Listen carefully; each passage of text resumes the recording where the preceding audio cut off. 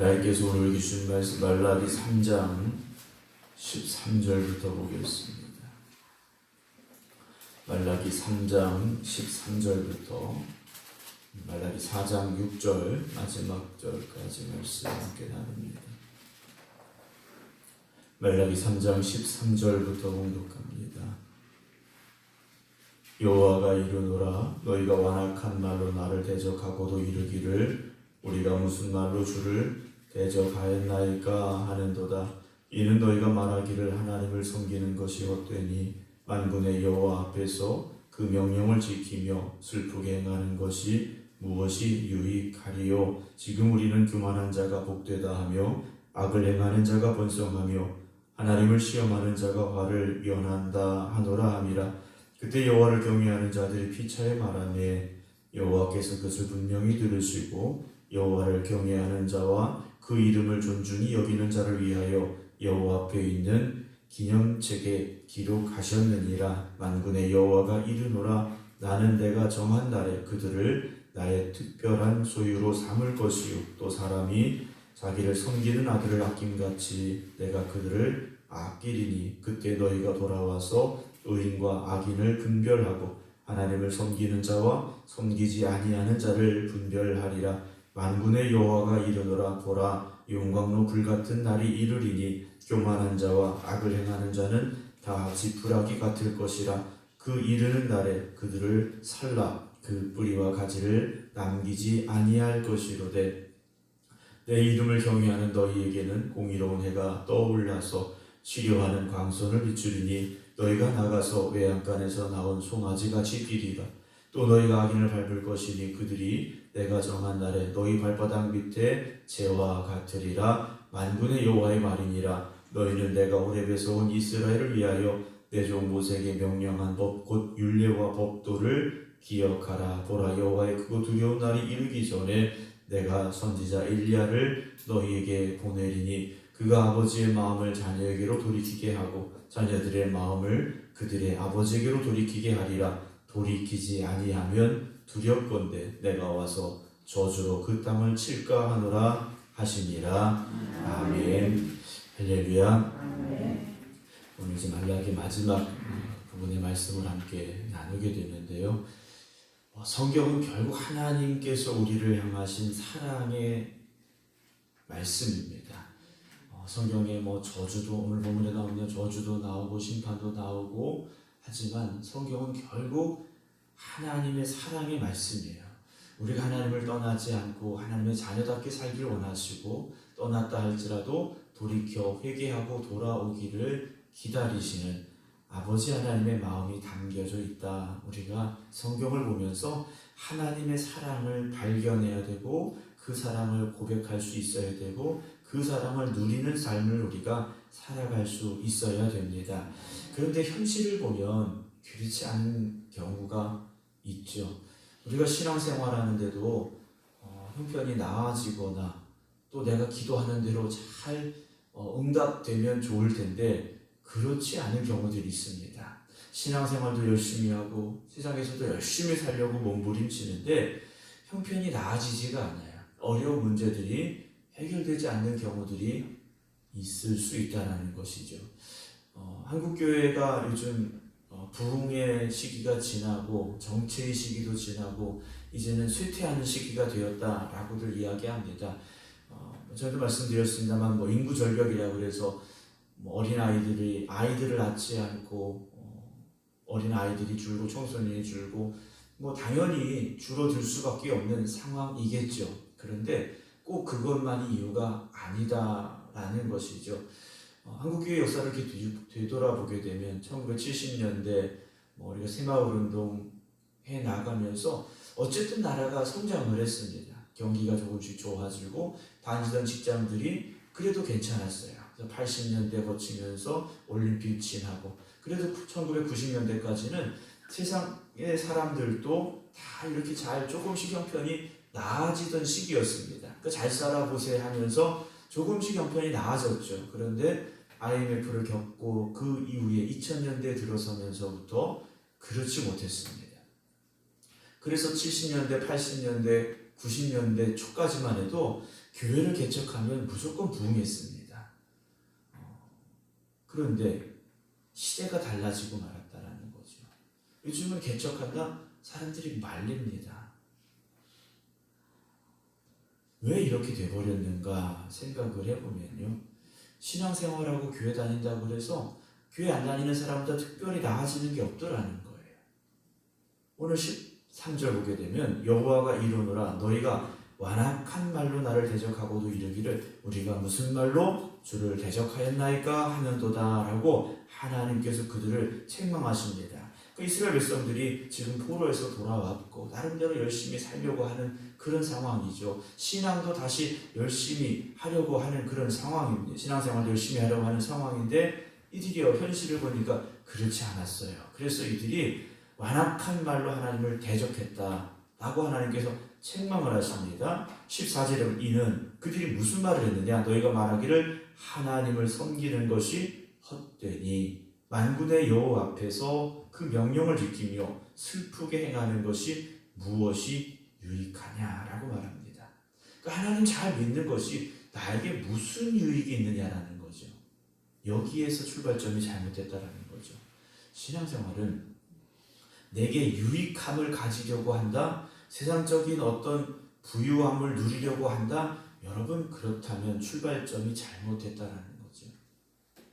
우리가 부유함을 누리길 원한다면 세상에 나가서요 투자하는 법을 배워야 됩니다. 주식을 투자하거나 땅에 투자하거나 투자하는 법을 배워야 돼요. 그래야 우리가 세상에서 원하는 부귀를 얻을 수가 있겠죠. 그렇게 해야 우리가 돈을 더 벌 수도 있을 거 아니겠습니까? 예배드리는 시간에 가서 더 공부해야 되고 투자해야 되고 알아봐야 되고 그렇겠죠. 그러나 신앙생활은요 그런 것을 위해서 시작한다, 그런 것을 위해서 교회 다닌다, 잘못되었다라는 겁니다. 그래서 이들이 말하는 거예요. 야, 하나님 섬기는 게 무슨 소용이 있어? 하나님 앞에서 하나님이 주시는 율법을 지키는 게 무슨 나에게 유익이 있어? 슬프게 행하는 것, 죄를 뉘우치고 내가 죄인이구나 이렇게 고백하는 게 무슨 유익이 있어? 이렇게 지금 말하고 있다라는 거죠. 오히려 15절에 지금 우리는 교만한 자가 오히려 어떻게 됩니까? 복돼요. 악을 행하는 사람이 번성하고 있어요. 하나님을 시험하는 자가 화를 면하고 있어요. 이건 뭔가 잘못됐다. 우리가 이렇게까지 신앙생활을 해야 되느냐? 하나님의 말씀대로 살아야 되느냐? 그럴 필요가 있느냐라고 이들이요 하나님을 대적하고 있다라는 거죠. 우리도 살아가면서 만나는 도전이 이런 부분들이죠. 우리가 신앙생활 또 기도하고 하나님을 충성하고 봉사하고 열심히 하는데 달라지고 변화되는 일들이 없다면, 오히려 상황이 나빠지고 있다면 우리가 그 신앙을 지켜나갈 힘이 있겠는가 하는 것이죠. 오히려 삶이 힘들어지면 교회 가면 헌금해야 돼. 목사님 저는 헌금을 못해서 교회를 못 나가겠어요 하시는 분도 제가 봤어요. 목사님 지금 먹고 살기도 어려운데 교회 가면 주일 헌금이라도 해야 되는데 하고 말씀을 하셔요. 교회가 헌금을 하는 곳이냐? 물론 그렇죠. 헌금을 하긴 합니다. 그러나 하나님께서 무슨 예물을 기쁘게 받으시겠습니까? 말라기서를 통해서 우리가 쭉 나눠왔던 말씀이지 않습니까? 사랑하는 성도 여러분, 우리가 신앙생활하는 것은 결국 나의 유익함이 아니죠. 나의 유익함이 아닙니다. 우리는 하나님 앞에 예배드리는 존재로 하나님이 우리를 만드신 거예요.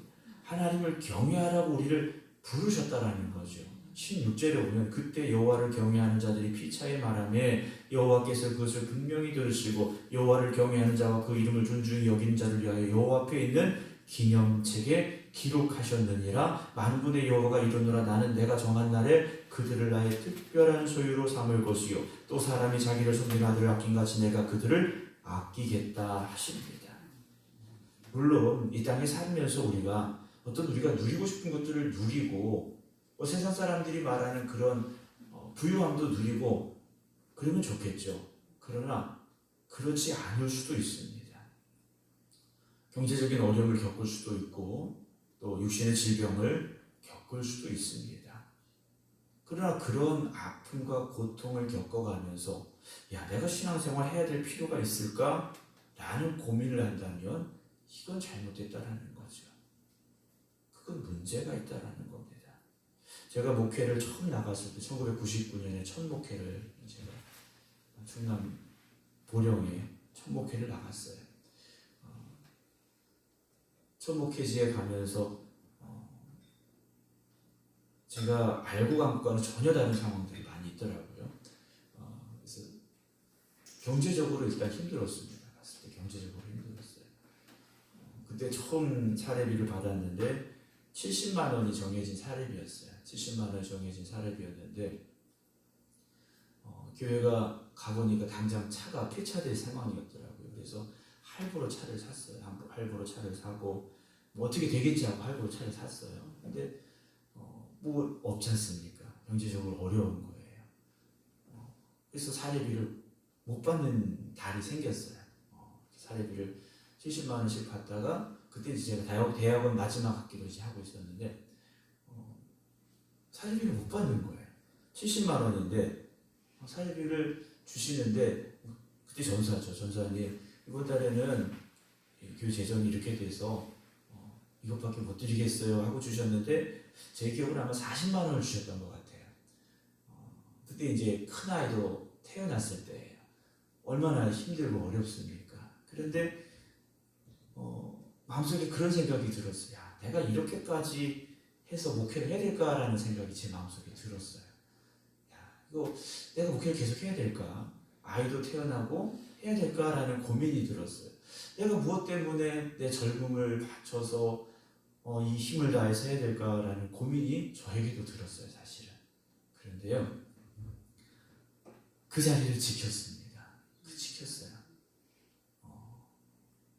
지금 돌아가셨지만 제가 아버지같이 모시는 목사님이 계셨는데 서울에 계신 목사님이신데 목사님, 제가 그러면서 기도하면서 목사님 연락을 드렸어요. 목사님, 제가 이렇게 너무 힘들어요. 그랬더니 목사님께서 그래? 그럼 얼마가 필요해? 이렇게 말씀하시더라고요. 얼마가 필요해?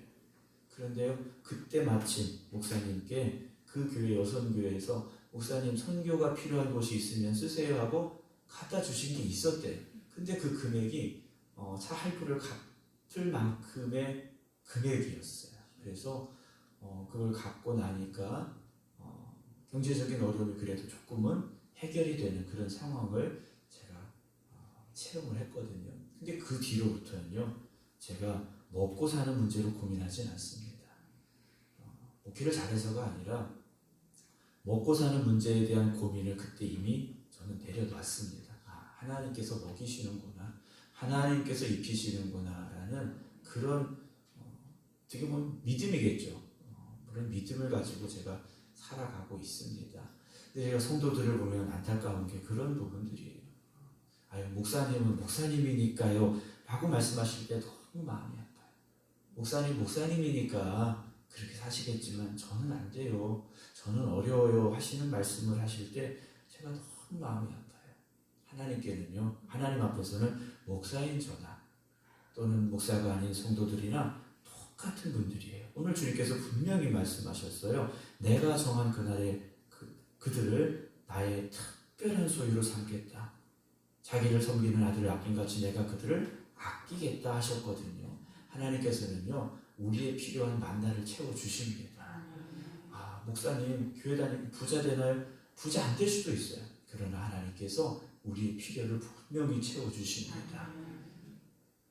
더 중요한 건 이 땅에서 우리가 먹고 사는 문제가 아니라 생명책에 우리의 이름을 기록해 주신다라는 사실이지 않습니까? 세상에서 100년을 잘 먹고 잘 살다가 영원한 하나님의 나라를 가지 못하고 심판의 자리에 선다면, 멸망의 자리에 선다면 그 인생을 잘 살았다 말할 수 없습니다. 4장 1절에 보게 되면 3장 마지막 18절에 보게 되면 그때 너희가 돌아와서 의인과 악인을 분별하고 하나님을 섬기는 자와 섬기지 아니하는 자를 분별하리라. 하나님께서 나누신다고 하셨어요. 분명히 나뉘어질 때가 있다라는 거죠. 4장에 만군의 여호와가 이르노라, 보라 용광로 불같은 날이 이르리니 교만한 자와 악을 행하는 자는 다 지푸라기 같을 것이라. 그 이르는 날에 그들을 살라 그 뿌리와 가지를 남기지 아니할 것이다 하십니다.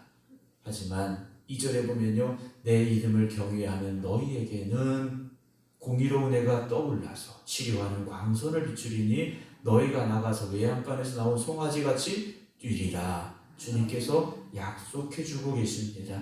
오늘 우리에게 원하시는 건 무엇입니까? 하나님을 하나님으로 경외하는 믿음을 가지라는 거죠. 우리가 하나님을 하나님으로 인정하는 그 신앙을 가지라는 겁니다. 아브라함이 이삭을 번제로 바칠 때 하나님이 하셨던 말씀처럼 네가 나를 경외하는구나. 그런 상황에서도 네가 나를 경외하는구나. 우리가 그런 신앙을 가지고 하나님을 감동시킬 수 있길 주님의 이름으로 축원합니다. 조금 힘들고 어려우면 불평하고 하나님 안 계시나 봐. 하나님은 내 기도는 안 되시나 봐. 우리가 그렇게 말로써 하나님 앞에 범죄하고 대적하는 것이 아니라 그럼에도 불구하고 하나님은 하나님이십니다.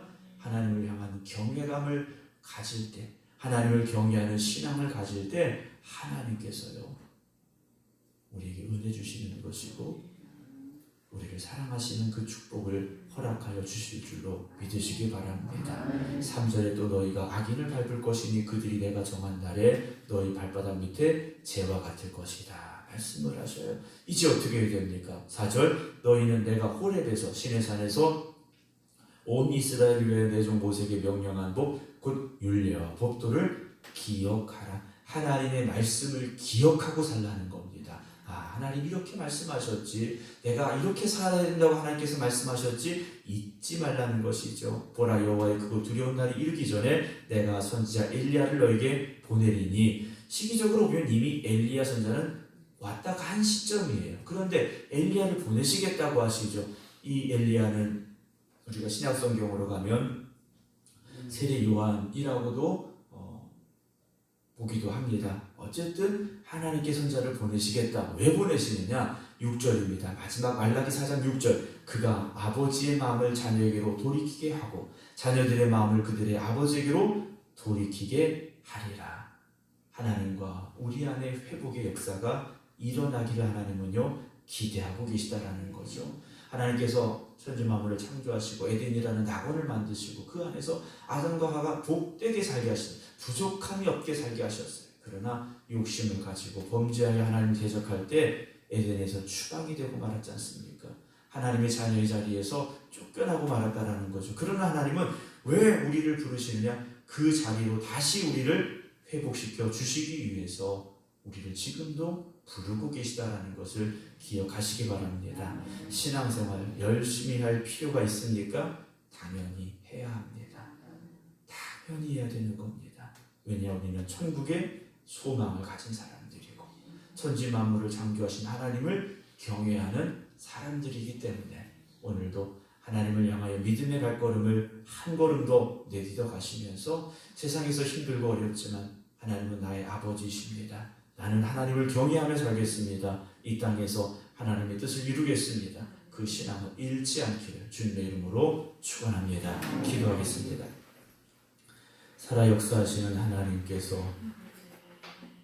오늘도 우리의 삶을 보고 계시는데 우리가 마음으로 범죄하고 때로는 입술로 범죄할 때가 있습니다. 말라기에 나오는 이스라엘 백성들처럼 하나님을 향하여 원망하고 불평하며 오히려 신앙을 갖지 아니하고 세상에서 살아가는 세상의 사람들을 부러워할 때가 있습니다. 하나님 우리가 깨닫게 하여 주시옵시고 하나님께서 왜 우리를 택하셨는지 왜 우리를 부르셨는지 우리가 고백하는 그 신앙 위에 서게 하여 주시옵소서. 그래서 오늘도 우리와 함께 하시는 하나님께서 우리에게 은혜 주시고자 또 우리를 사랑하시고자 우리를 축복하시고자 하시는 그 마음을 깨닫게 하여 주시어서 비록 세상을 살아가는 우리의 삶이 힘들고 어려울지라도 순간순간 우리의 마음에 세상의 유혹이 찾아온다 할지라도 오직 하나님의 말씀으로 말미암아 살아가는 저희를 되게 하여 주시옵소서. 사람이 떡으로만 사는 것이 아니라 하나님의 입에서 나오는 모든 말씀으로 말미암아 살아야 됨을 주님도 말씀하셨습니다. 우리가 깨닫게 하여 주시옵시고 오늘도 이 하루 세상의 것에 목마른 삶이 되지 말게 하시고 하나님의 말씀에 목마른 삶이 되게 하여 주시옵시고 세상의 부귀와 영화를 쫓아가는 삶이 아니라 생명책에 기록될 내 이름을 향하여 나아갈 수 있는 저희들이 되게 하여 주시옵소서. 오늘도 깨어 기도드리는 성도들 주님 붙잡아 주시옵시고 함께하여 주시옵소서. 어떤 상황에서도 흔들리는 신앙 되지 말게 해 주시옵시고 믿음의 반석 위에 굳건히 서서 주님이 오늘도 나와 함께 하십니다. 하나님은 나와 함께 하십니다. 믿음으로 살아갈 수 있는 저희들 되게 하여 주시옵소서. 이제는 우리 주 예수 그리스도의 은혜와 아버지 하나님의 무한하신 사랑하심과 성령님의 감동 감화 역사하심이 오늘도 깨어 기도드리는 하나님은 나의 하나님이십니다. 하나님은 나의 아버지이십니다. 고백하는 성도들 위해 이제부터 영원토록 함께 하시기를 간절히 축원하옵나이다. 아멘.